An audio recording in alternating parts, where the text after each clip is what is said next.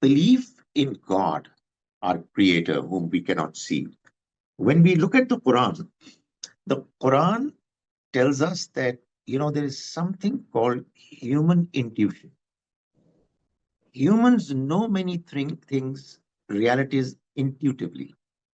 The chief amongst them is God the Creator. They know Him. There are many details of it. But right now, because it's a summarized version of its description, I'm just leaving it at that. The other thing is sense perception, which sometimes we know and learn through what our elders had seen, which is sometimes described as history. So, human history is also acknowledging and confirming the reality that there is a creator who created us. He created the first couple that came to this world and began the human journey. And they actually experienced him. How? Well, I can't tell you exactly, but they did experience him much more directly than we can experience it.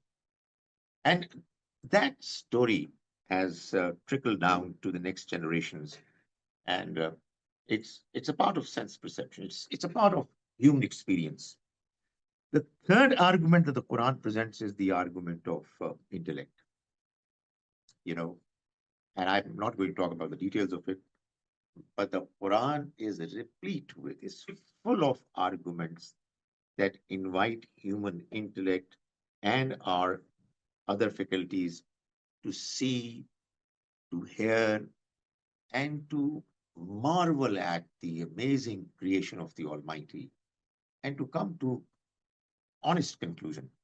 This cannot come about on its own accidentally. Has to have somebody who is knowledgeable, who is powerful, who is wise, who is merciful, who is providing everything to be doing all this. So, you read the Quran and you understand it more and more. And finally, well, the Almighty has provided us with a text for us, Muslims, and let me tell you for non-Muslims, non-Muslims as well, provided Muslims behave properly and they present it. This is another evidence. I mean, it's amazing. It's an amazing book. How can it come about without the reality that the Creator, the Almighty, has arranged it to be revealed?